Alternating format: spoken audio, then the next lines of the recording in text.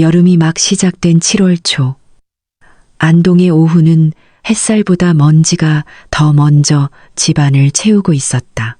전세 계약 만료로 이사 준비에 바쁜 장모님을 도와드리기 위해 내가 찾은 그곳은 몇 달째 비어 있었던 낡은 단독주택이었다.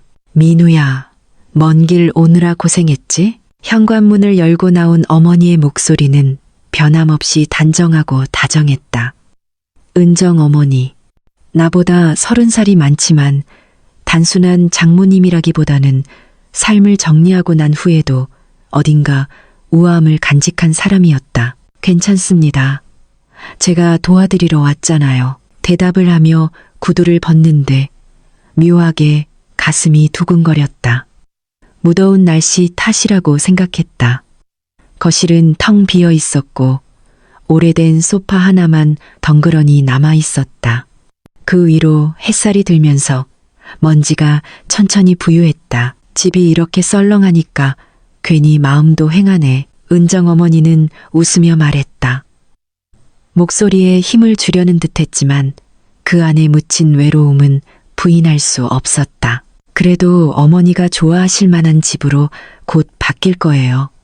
제가 도와드릴게요. 작업은 곧바로 시작됐다.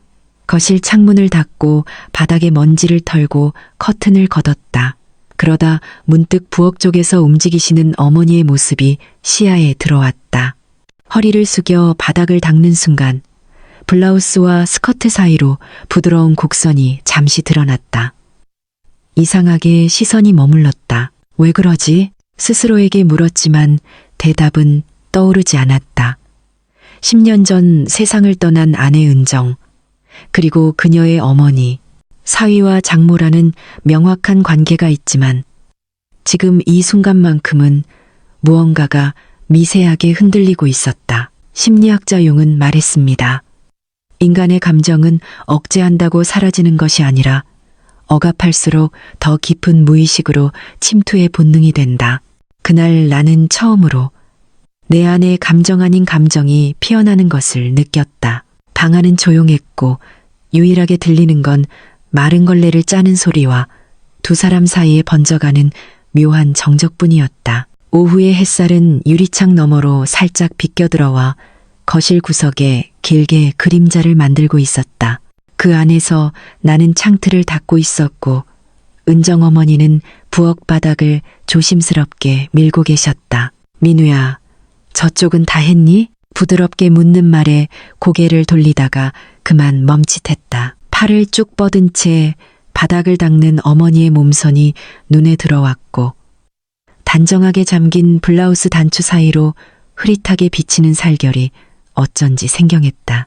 그 모습은 마치 나이를 잊은 듯한 자연스러운 여인의 곡선이었다. 왜 이런 생각을 하는 거지? 나는 고개를 젓고 다시 창문에 집중했다. 하지만 시선은 자꾸만 부엌 쪽으로 끌렸다. 어머니가 천천히 일어서며 허리를 돌릴 때 스커트 자락이 살짝 흔들렸고 그 안에서 묘하게 부드러운 실루엣이 느껴졌다. 민우야, 여기 좀 도와줄래? 그 말에 걸레를 들고 다가가면서도 심장이 이상하게 빠르게 뛰었다. 네, 어머니. 나는 평소처럼 아무렇지 않게 말했지만 손끝에 감각이 집중되고 있었다. 같이 닦은 거실 유리창의 둘의 모습이 어렴풋이 비쳤다. 그 안에 나는 확실히 뭔가 달라진 눈빛을 하고 있었다. 은정 어머니는 그저 삶의 고단함이 스며든 사람이었다. 그러나 그 안에는 여전히 누군가에게 보여지지 않은 여성으로서의 시간이 깊이 웅크리고 있었던 것이다. 민우야, 너는 참 성실한 사람이야. 어머니가 갑자기 그렇게 말했다. 나는 순간 말이 막혀 눈을 깜빡였다. 감사합니다. 그냥 할 줄 아는 게 이거밖에 없어서요. 아냐, 그런 마음이 고마워. 어머니는 그렇게 말하며 조용히 미소를 지었다. 그 미소는 슬픔과 안도가 섞인 이상한 결을 띠고 있었다. 그때 갑자기 부엌 환풍기에서 먼지가 떨어지며 툭 소리가 났다. 둘 다 놀라 고개를 들었다. 이거 청소해야겠다. 어머니가 말하자 나는 빠르게 의자를 가져왔. 제가 할게요. 위험해요. 아니야. 나도 할 수 있어. 괜찮아. 그 말과 함께 어머니가 망설임 없이 의자에 올랐다.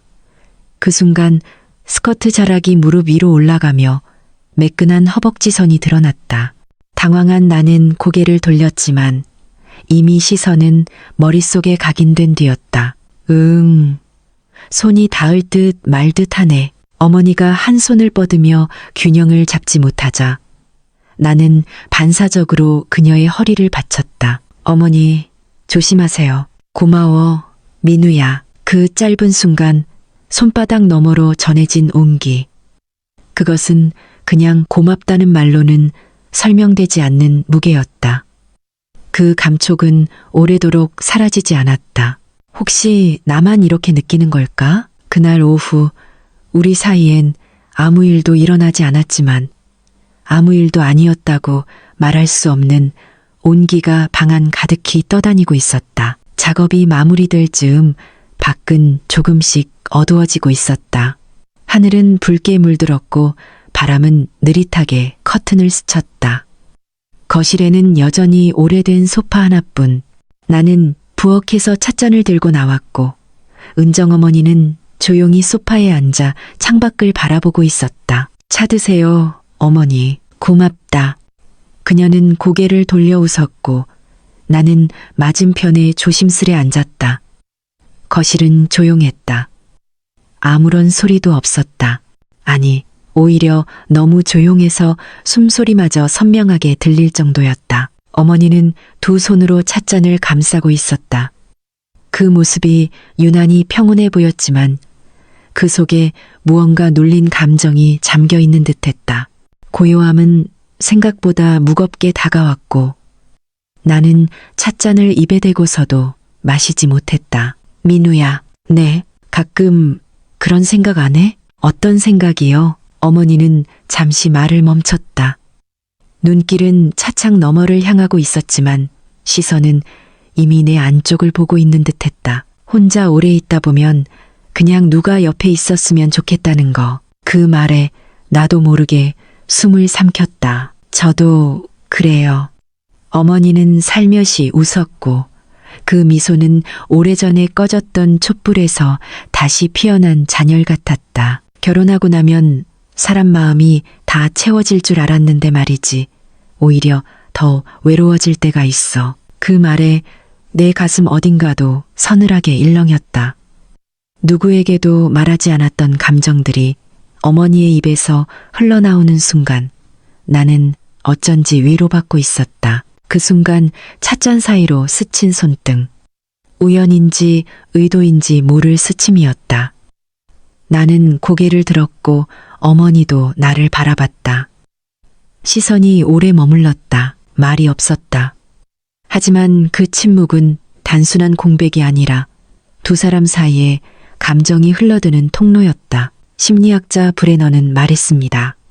고요함은 때로 언어보다 더 많은 것을 전달한다. 그날의 정적은 말보다 뜨거웠고 조심스럽게 서로를 감싸 안는 포근한 담요 같았다. 바람이 다시 커튼을 흔들었고 나는 처음으로 사위라는 틀을 벗고 남자로서 나를 인식했다. 그리고 은정 어머니는 그 고요 속에서 여전히 우아하게 숨쉬고 있었다. 다음 날 아침 창밖으로 쏟아지는 햇살이 눈부셨다. 이른 시간인데도 안동의 7월은 벌써 더위를 예고하고 있었다. 나는 다시 장갑을 끼고 작업 준비를 하고 있었고 은정 어머니는 방 한쪽 선반을 바라보며 서 있었다. 저기 위에 있는 거 좀 꺼내야 하는데 내가 다 할까? 나는 서둘러 대답했다. 제가 할게요, 어머니. 올라가시면 위험해요. 괜찮아. 이렇게는 내가 자주 해. 말을 마치기도 전에 어머니는 작은 의자 위에 조심스럽게 발을 올렸다. 나는 순간적으로 긴장했다. 움직임에 따라 무릎 위로 스커트 자락이 자연스럽게 올라갔고 살짝 드러난 허벅지의 곡선이 햇빛을 받아 부드럽게 빛났다. 나는 시선을 돌려 창문을 바라보았지만 곧 다시 고개를 돌렸다. 어머니가 팔을 쭉 뻗으며 선반을 더듬는 모습이 위태롭게 느껴졌다. 조금만 더. 어라, 잘 안 닿네. 순간 그녀가 균형을 잃는 듯 의자가 약간 흔들렸다. 나는 반사적으로 다가가 어머니의 허리를 받쳐들었다. 조심하세요, 어머니. 어머, 민우야. 놀랐네. 손바닥 너머로 전해지는 온기는 너무나 선명했다. 단단하지만 유연한 곡선, 그리고 어깨 너머로 흘러내린 머리칼에서 은은하게 퍼지는 향기. 순간적으로 모든 감각이 예민해졌다. 됐어. 고마워. 이제 내려올게. 나는 두 손으로 그녀의 허리를 잡은 채 천천히 의자에서 내려오도록 도왔다. 그 짧은 시간, 우리는 완전히 가까워졌다. 그 순간의 거리, 그 짧은 숨결의 교차는 둘 사이에 이미 돌이킬 수 없는 균열을 남겼다. 어머니, 괜찮으세요? 응, 민우야, 덕분에 다행이네. 은정 어머니는 미소를 지었지만 그 미소에는 방금의 떨림이 고스란히 남아 있었다. 나는 천천히 손을 거두며 땀이 맺힌 손바닥을 바지에 쓸어내렸다.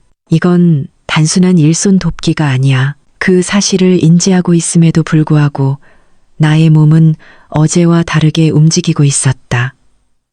시선, 호흡, 손끝까지도 장모님의 움직임 하나하나에 너무 예민해져 있었다. 심리학자 메러비어는 감정은 말보다 행동에 먼저 담긴다고 말했습니다.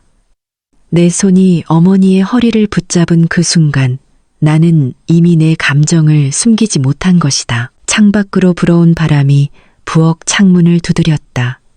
소리보다 먼저 공기 속에 감정이 퍼지고 있었다. 그날의 선반은 단순히 물건을 꺼내는 행위가 아니었다. 그것은 선 하나를 넘는 시작이었고 돌아갈 수 없는 예고장이었다. 늦은 오후 창문을 스치는 바람 끝에 묘한 습기가 묻어나기 시작했다. 잠시 후 유리창 너머로 떨어지는 빗방울이 하나둘 소리를 냈다. 처음엔 가볍고 간헐적인 소리였지만 곧 이어진 굵은 빗줄기가 집안 전체를 감싸 안았다. 나는 공구를 정리하고 은정 어머니는 소파에 조용히 앉아 있었다. 빗소리만이 공간을 채우고 있었고 그 소리는 마치 오래된 테이프 속 배경음처럼 잔잔하게 마음을 건드렸다. 비가 제법 오네요. 내 말에 어머니는 창밖을 바라본 채 조용히 대답했. 그러게, 집이 텅 비어 있어서 그런가. 더 크게 들리는 것 같아. 나는 두 잔의 따뜻한 차를 준비해 어머니 옆에 앉았다. 차를 마시며 고개를 돌리자 그녀의 긴 머리칼이 어깨를 따라 흘러내려 블라우스 위로 가볍게 닿아 있었다. 그 옆모습은 이상하게 평온했고 동시에 설명할 수 없는 묘한 기운을 풍겼다. 오늘 고생 많으셨어요, 어머니. 민우 네가 와줘서 얼마나 든든한지 몰라. 그렇게 말하며 어머니는 살짝 웃었고 그 미소에 나는 또다시 시선을 빼앗겼다. 말이 멈추자 우리의 귀에는 오직 빗소리와 숨소리만이 남았다. 서로 마주본 채 아무 말 없이 있던 그 순간 은정 어머니의 시선이 내 허벅지를 스치듯 내려왔다. 그리고 아주 가볍게 그녀의 손끝이 내 다리 위를 스쳤다. 숨이 멎는 줄 알았다. 나는 무의식적으로 눈을 마주쳤고 어머니 역시 시선을 피하지 않았다. 그 눈빛 속에는 의외의 침착함과 설명되지 않는 열기가 깃들어 있었다. 민우야, 네, 어머니? 우리 너무 가까이 있나? 그 말은 두려움이 아니라 확인처럼 들렸다. 나는 대답 대신 그 눈빛을 그대로 받아들였다. 어머니, 입술이 말을 망설이는 순간 그녀는 고개를 살짝 기울였고 나는 천천히 손을 뻗었다. 손끝이 그녀의 손등에 닿았고 그녀는 피하지 않았다.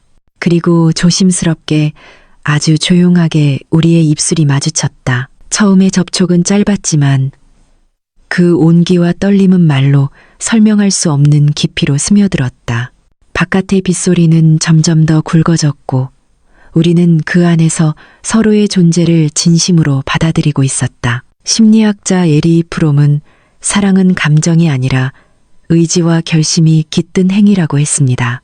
그 입맞춤은 우연처럼 다가왔지만 사실은 아주 오랫동안 눌러왔던 감정의 작은 해방이었다. 입술이 떨어졌을 때 어머니는 나직이 물었다. 민우야, 우리 이렇게 해도 되는 걸까? 그 물음은 죄책감이 아니라 감정이 실린 체념이었다. 나는 대답하지 않았다. 대신 그녀의 손을 감싸진 채 오래도록 그대로 있었다. 그날의 빗소리는 우리가 처음으로 경계를 넘은 순간의 배경이자 모든 것을 감싸주는 커튼 같았다. 다음 날 아침 나는 조금 일찍 집을 나섰다. 어제의 기억이 머릿속을 뿌옇게 감싸고 있었고 이른 시간인데도 발걸음은 묘하게 무거웠다. 안동의 하늘은 잔잔했고 밤새 내린 비는 자취를 남긴 채 멎어 있었다. 현관문을 열자 은정 어머니는 이미 도착해 있었다. 작업 장갑을 낀 채 마대 자루를 정리하다가 나를 보고 살짝 멈칫했다. 왔네, 민우야. 그 인사는 평소처럼 담담했지만 잠깐 스친 시선은 어제와는 달랐다. 살짝 피하는 눈빛, 짧게 마주쳤다가 서둘러 다른 방향으로 향하는 동작. 우리는 어색하게 조심스러워져 있었다. 오늘은 어떤 걸 먼저 할까요? 저쪽 방부터 하자. 어머니는 방을 가리키며 짧게 대답했다. 나는 공구 상자를 내려놓고 그 방으로 들어갔다. 무언가 말해야 할 것 같았지만 말이 떠오르지 않았다. 작업을 하며도 내내 어제의 입맞춤이 떠올랐다. 조용한 거실, 따뜻한 차, 그리고 그 순간의 떨림. 모든 것이 영화 속 장면처럼 머릿속을 떠나지 않았다. 그 장면은 지금의 침묵보다 훨씬 더 분명하게 내 몸속 어딘가를 흔들고 있었다. 한참을 정리하던 중 어머니는 오늘따라 내 쪽으로 가까이 다가오지 않았다. 닿을 듯한 거리에서도 살짝 뒤로 물러섰고 함께 움직일 상황에서도 반대편으로 몸을 돌렸다. 하지만 아이러니하게도 그 거리감이 더 강하게 감정을 자극했다. 머리칼 끝에 스쳐 지나가는 샴푸향, 타이트한 치마 아래 드러나는 다리선, 아무 말 없는 눈빛. 어제보다 더 조심스러웠지만 더 분명한 신호들이었다. 작업을 마친 뒤 나는 잠시 숨을 돌렸다. 거실 창문 밖으로 햇빛이 길게 내려와 바닥을 비췄다. 은정 어머니는 조용히 부엌에 들어가 차를 준비하고 있었다. 찻잔이 부딪히는 소리와 물 끓는 소리, 그리고 커튼 사이로 들어오는 바람이 다시 정적을 만들고 있었다. 이거 마시고 잠깐 쉬자. 어머니는 차를 2잔 준비해 나왔다. 나는 소파에 앉았고 그녀도 조심스럽게 옆자리에 앉았다. 조금은 멀게 그러나 피하지 않는 거리였다. 민우야, 도와줘서 고마워. 어머니도 힘드실 텐데. 괜찮으세요? 괜찮아. 같이 하니까. 참 오랜만에 말이야. 그 말은 어제와 연결된 감정이었다. 누군가와 함께 있다는 단순한 사실이 그녀에게 어떤 위로가 되었는지 나는 이제 이해할 수 있었다. 심리학자 알프레드 아들러는 인간은 관계 안에서만 존재를 느낀다고 했습니다. 어머니가 느끼는 가치 있음의 의미는 단지 육체적 거리를 넘는 감정적 교감을 말하는 것이었을지도 모른다. 우리는 말없이 차를 마셨다. 소파 위에는 여전히 어색함과 설렘이 공존했고 그 순간은 지나간 감정과 다가올 감정 사이에 징검다리처럼 부유하고 있었다. 정오를 조금 넘긴 시간. 은정 어머니는 페인트 붓을 꺼내왔다. 오래된 벽면에 색을 입히는 작업이 남아 있었고 나는 사다리를 펼치며 말없이 손을 들었다. 내가 밑에서 페인트 통 잡고 있을게. 네, 감사합니다. 나는 위로 올라서며 붓을 들었고 어머니는 내 바로 아래에 서서 통을 잡았다. 그 거리, 겨우 반뼘. 사다리를 밟을 때마다 바스락거리는 소리와 어머니의 조용한 숨결이 등 뒤를 스쳤다. 위에서 내려다보면 어머니의 정수리가 보였다. 흰 머리카락 몇 가닥이 섞인 갈색 머리. 숨을 고르며 아래를 내려다보다가 그녀와 눈이 마주쳤다. 순간 어머니는 살짝 고개를 숙였고 나는 모르게 눈을 피했다. 페인트 냄새가 은근히 진하네요. 내가 건넨 말에 어머니는 작게 웃었다. 괜찮아. 병원 근무할 땐 이것보다 독한 약 냄새도 많이 맡았는걸. 그 말에 나도 모르게 웃음이 새어 나왔다. 그녀는 오랜 시간 간호사로 일했고 은퇴 후에도 동네 사람들 부탁으로 종종 봉사활동을 나갔다. 늘 누군가를 돌보는 위치에 있던 사람. 하지만 지금 그녀는 돌봄의 중심이 아닌 조용히 곁에 있어주는 존재로 내 앞에 있었다. 작업 중 페인트가 손등에 묻자 어머니가 손수건을 꺼내 조심스럽게 내 손을 닦았다. 가만히 있어봐. 이거 그대로 두면 자국 남아. 그녀의 손길은 부드럽고 느렸다. 손등 위에 스치는 촉감이 마치 숨결처럼 가볍게 다가왔다. 나는 손을 빼지 않았다. 그 짧은 순간이 너무도 평화로웠기 때문이다. 이런 거 하나하나가 나이 들수록 더 귀해져. 어머니가 낮게 말했다. 그 한마디가 이상하게 가슴을 두드렸다. 단순한 말이 아니었다. 그것은 세월을 겪은 사람만이 말할 수 있는 지혜였고 관계에 대한 본질이었다. 잠시 뒤 나는 사다리에서 내려왔고 어머니와 마주서게 되었다. 둘 사이의 거리는 다시 좁았다. 그리고 그 가까움은 더 이상 우연처럼 느껴지지 않았다. 그때 창밖에서 가구 배달차가 도착하는 소리가 들렸다. 왔나 보다. 민우야, 내려가자. 네. 은정 어머니는 잠시 머리카락을 귀 뒤로 넘기고 현관으로 향했다.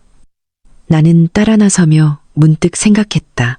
평범한 작업 도중에도 사람과 사람 사이엔 말로 설명할 수 없는 기류가 흐를 수 있다는 걸. 심리학자 존 보울비는 애착 이론에서 이렇게 말했습니다. 안정적인 연결은 평범한 일상 속에서 쌓인다. 그리고 우리는 지금 그 일상 속에서 조용히 서로에게 스며들고 있었다. 배달차의 문이 열리며 땀 흘린 기사 2명이 식탁과 장식장을 옮기기 시작했다. 은정 어머니는 손가락으로 방향을 가리켰고 나는 곧장 무거운 서랍장을 함께 붙잡았다. 이건 안방에 둘 거예요. 벽 쪽에 붙이면 돼요. 어머니의 지시에 맞춰 서랍장을 밀자 그 순간 그녀와 어깨가 스쳤다. 그 접촉은 짧았지만 따뜻한 온기가 손끝까지 전해졌다. 나는 순간 몸을 멈추었다. 하지만 어머니는 별말 없이 그대로 움직임을 이어갔다. 여기 벽선에 맞춰주세요. 나는 침착한 척 고개를 끄덕였지만 이마에서는 땀이 천천히 흘러내리고 있었다. 민우야, 이거 벽에 고정해야겠는데. 공구상자 가져올게요. 나는 재빨리 돌아서며 한숨을 내쉬었다. 내 안의 감정은 정리되지 않았고 이 상황 역시 갈피를 잡기 어려웠다.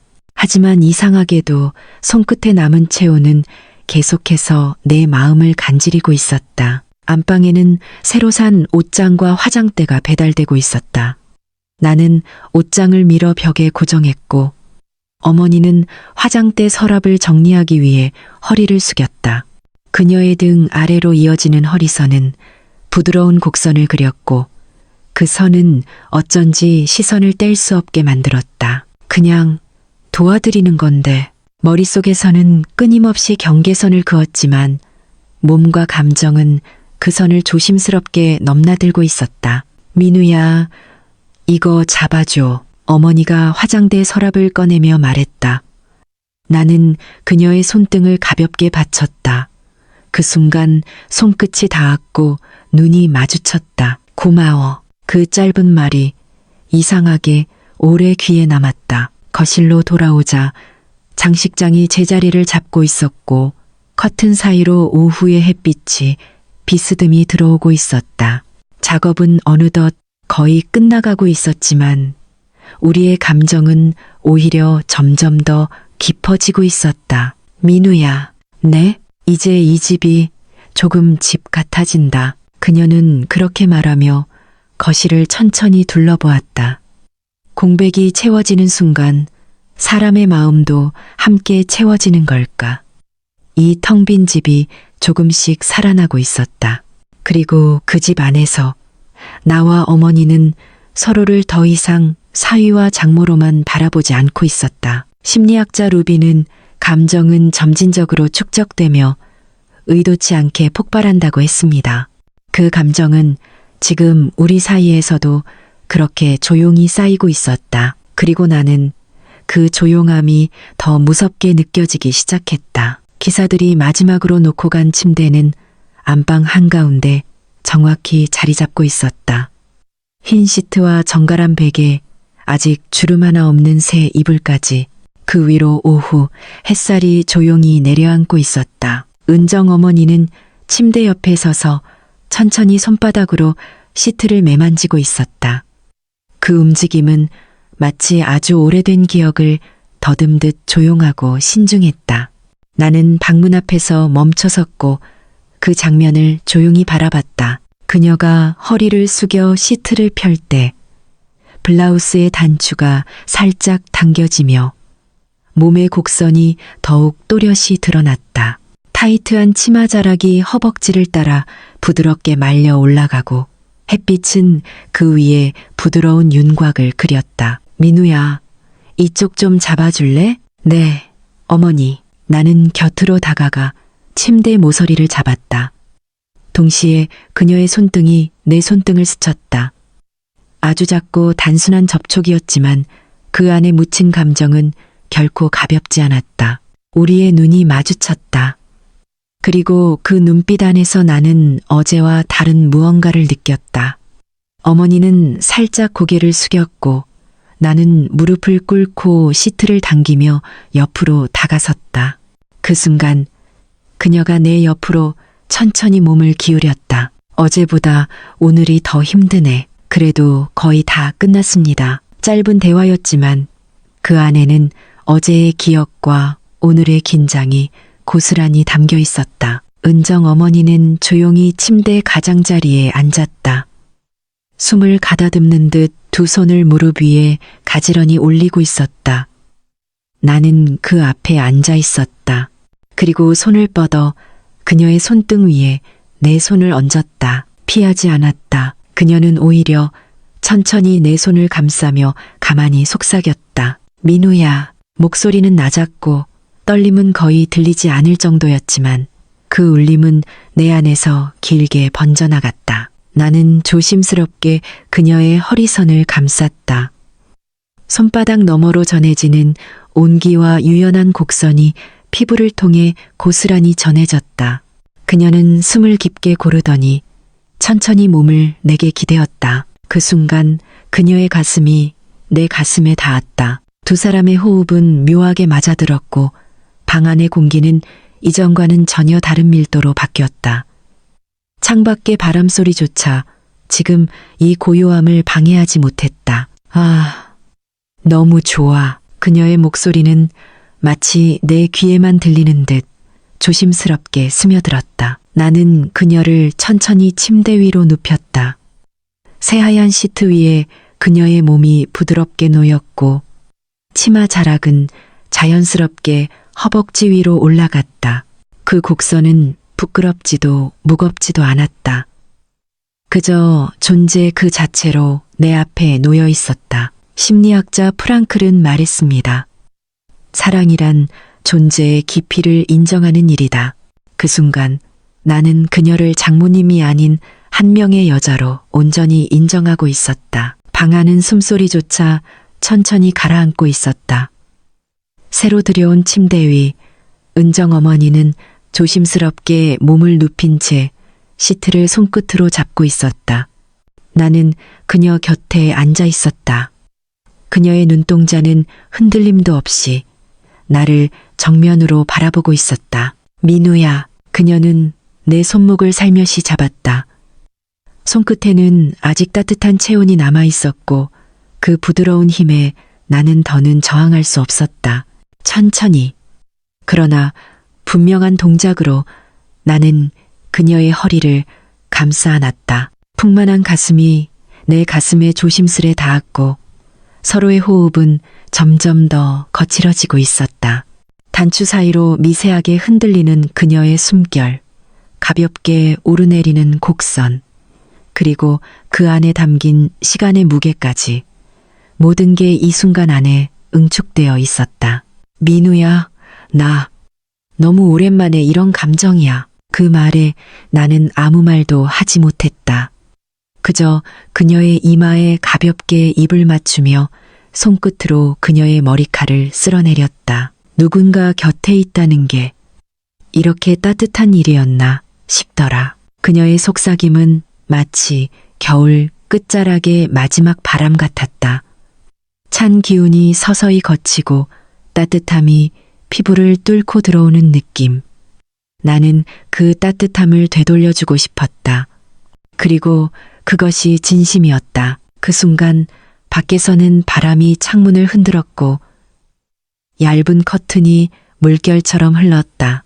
햇빛이 천천히 기울며 침대 위를 비추었고 마치 영화 속 한 장면처럼 현실은 조용히 정지되어 갔다. 무섭지 않으세요, 어머니? 내가 조심스럽게 묻자 그녀는 살짝 고개를 흔들었다. 무섭지 않다기보단 이상하게 편안해. 그녀는 그렇게 말하며 눈을 감았다. 나는 그녀의 손을 꼭 쥐었다.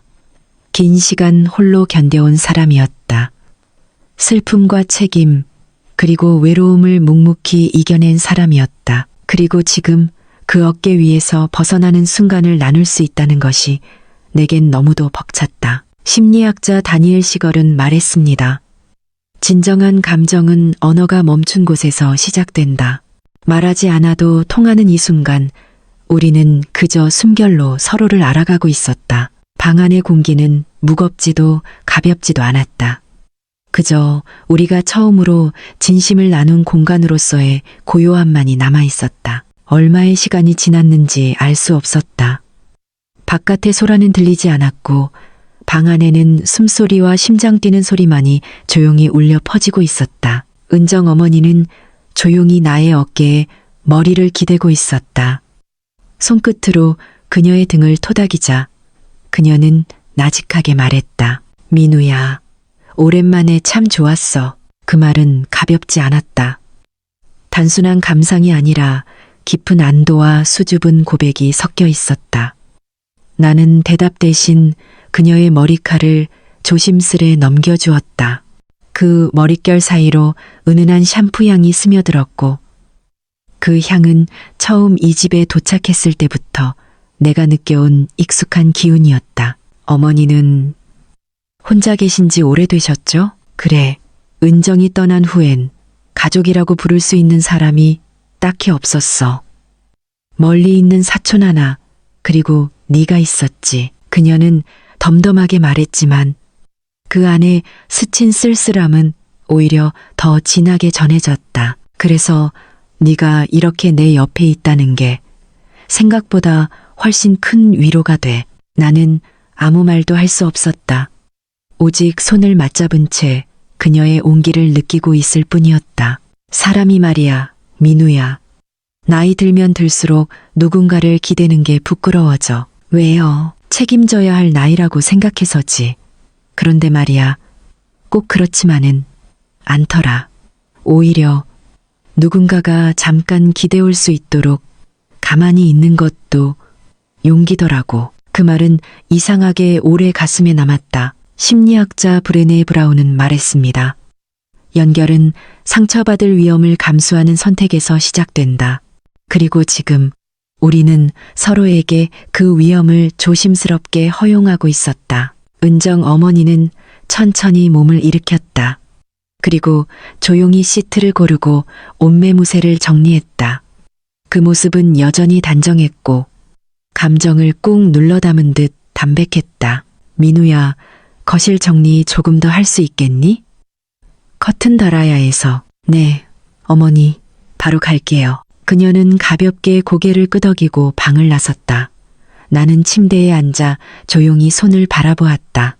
방금 전까지 그녀의 온기가 머물렀던 손. 그 안에는 아직 사위와 장모라는 경계선이 남아 있었고, 동시에 그 선을 흐리게 만드는 무언가가 분명히 있었다. 거실로 나가자 은정 어머니는 긴 커튼을 손에 들고 창문 앞에 서 있었다. 햇빛이 커튼 뒤로 스며들며 그녀의 실루엣을 부드럽게 감싸고 있었다. 바람이 잠시 멈춘 듯한 고요.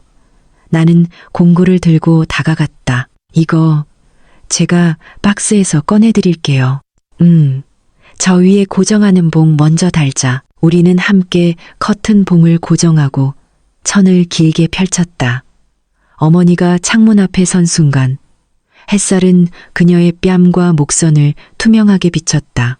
손끝이 천을 따라 움직일 때마다 희미한 주름 위로 삶의 시간이 잔잔히 흘러내렸다. 나는 그녀의 곁에 다가가 커튼을 받치며 말했다. 어머니, 오늘따라 더 조용하신 것 같아요. 그녀는 커튼을 달던 손을 멈추고 내 쪽으로 고개를 돌렸다. 그래 보여? 네.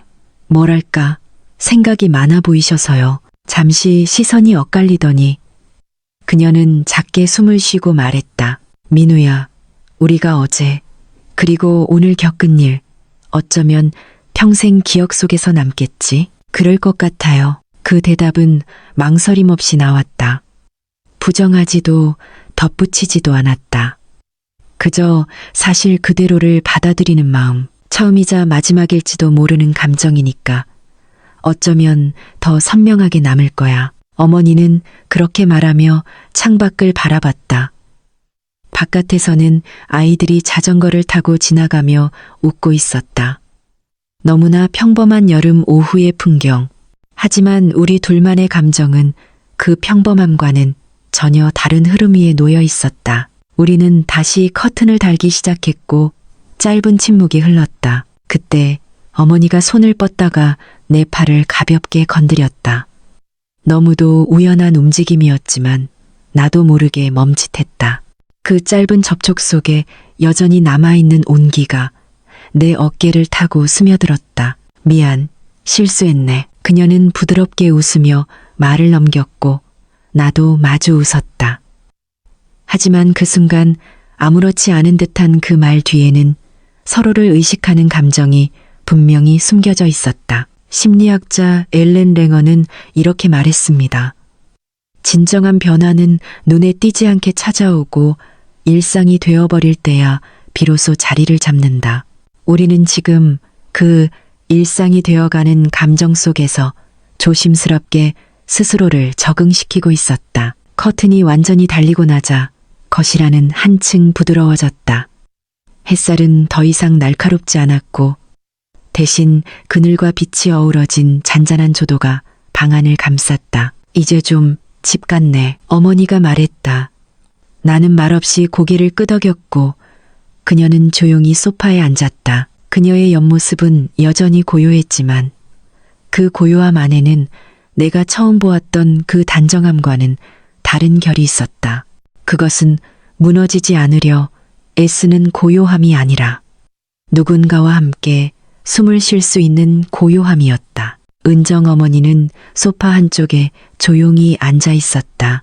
양손으로 따뜻한 찻잔을 감싸고 있었고 무릎 위로 내려앉은 햇살이 그녀의 손등에 고요하게 머물고 있었다. 나는 그 맞은편 같은 소파의 반대편에 앉았다.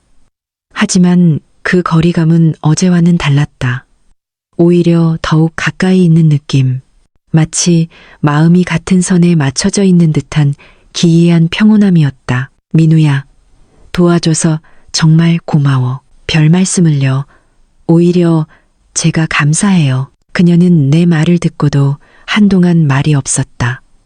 그저 창문 바깥을 바라보며 눈을 깜빡였다. 이 집에서 아마도 난 혼자 시작해야 할 텐데 그 말의 끝은 바람처럼 가볍고도 쓸쓸했다. 나는 찻잔을 내려놓고 조용히 몸을 그녀 쪽으로 틀었다. 혼자 시작하지 않으셔도 돼요. 이 집엔 어머니의 시간이 쌓여가겠죠. 그리고 어쩌면 우리의 기억도요.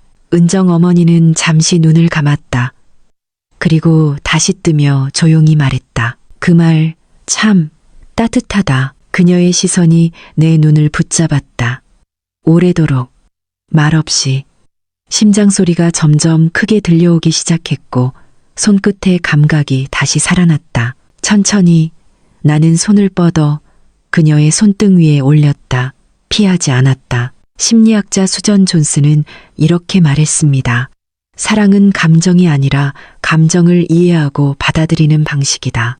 그 순간 우리는 서로의 감정을 설명하지 않아도 이해하고 있었다. 나는 조심스럽게 그녀의 손을 감쌌다. 그러자 그녀는 아주 천천히 손가락으로 내 손등을 쓸어내렸다. 그 움직임은 말보다 강한 표현이었다. 아무 소리도 없었지만 그 안엔 수많은 언어가 담겨 있었다. 민우야, 네, 어머니.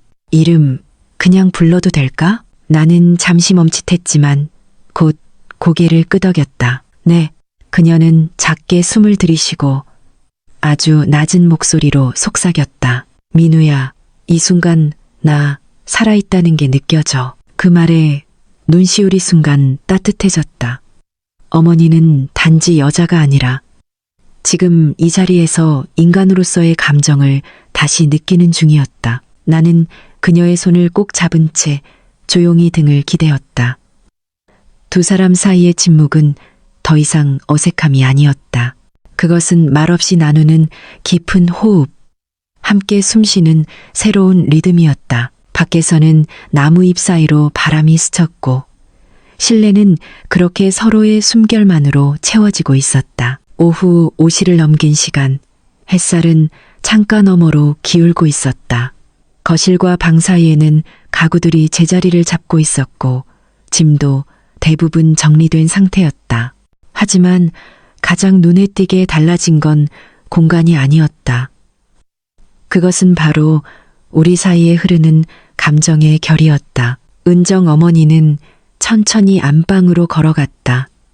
나는 그 뒤를 따랐다. 침대 시트 마지막으로 정리해 놓자. 그녀는 그렇게 말하며 침대 위에 손을 얹었다.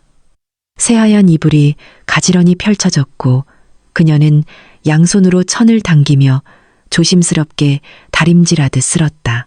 그 모습은 어제와 같았지만 내 눈엔 전혀 다르게 보였다. 어머니가 다시 허리를 숙이는 순간 그녀의 등선과 허리 라인이 부드럽게 드러났다.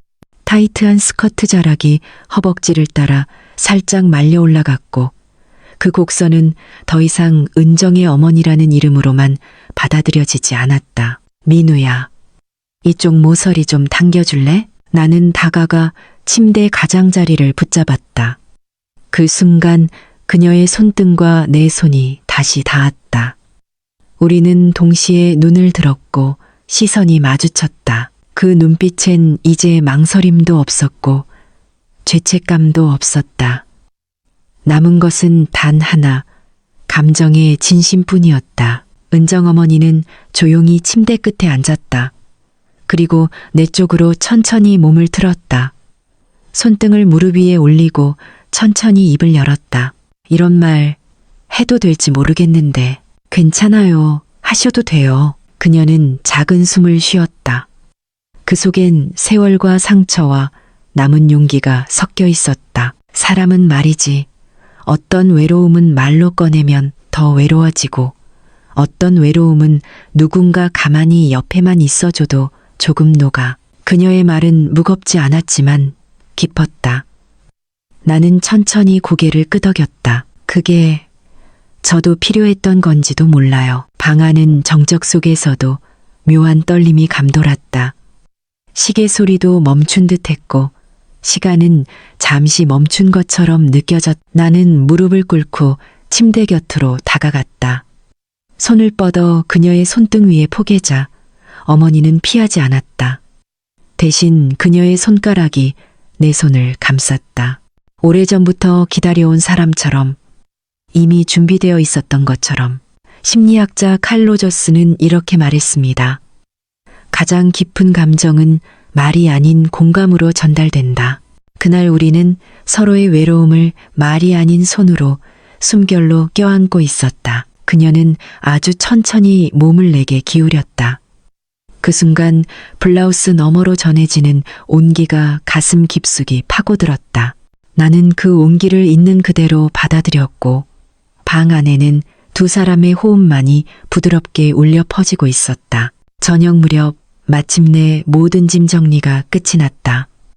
안방 침대에는 정갈한 이불이 펼쳐져 있었고 거실엔 새로 들인 장식장과 커튼이 부드러운 그림자를 드리우고 있었다. 은정 어머니는 현관 앞에 서 있었다. 내가 신발을 신는 동안 그녀는 문틈으로 흘러드는 노을빛을 천천히 바라보고 있었다. 그 빛이 그녀의 옆 얼굴을 감쌌다. 오늘은 여기까지 하자. 가서 푹 쉬어. 네. 어머니도요. 나는 고개를 숙여 인사했다. 그러자 그녀는 마치 무언가 더 말하고 싶은 듯 입술을 살짝 열었다가 다시 다물었다. 민우야. 네? 그날 밤 그 순간들. 나는 부끄럽지 않아. 그 말은 마치 고백이라기보다 삶을 정리하는 방식에 가까웠다. 긴 외로움 끝에서 마주한 한순간의 따뜻함, 그리고 진심. 나는 담담하게 대답했다. 저도요. 감사해요. 모든 순간에 그녀는 말없이 고개를 끄덕였고 내가 현관문을 열고 나설 때까지도 그 자리에 조용히 서 있었다. 문이 닫히기 직전 나는 한 번 더 그녀를 돌아봤다. 그녀는 미소 짓고 있었다. 그 미소에는 다음을 약속하지도 않았고 이전을 후회하지도 않는 평온함이 담겨 있었다. 밖으로 나와 골목길을 따라 걸었다. 여름밤의 공기가 살짝 식어 있었고 저 멀리 버스 정류장엔 가로등 불빛이 점점 밝아지고 있었다. 나는 무심코 유리창에 비친 내 얼굴을 바라봤다. 어딘가 부드러워진 눈빛, 조금은 가벼워진 어깨. 심리학자 빅터 프랭클은 말했습니다. 삶의 의미는 고통을 견뎌낸 자리가 아니라 다시 연결된 자리에서 발견된다.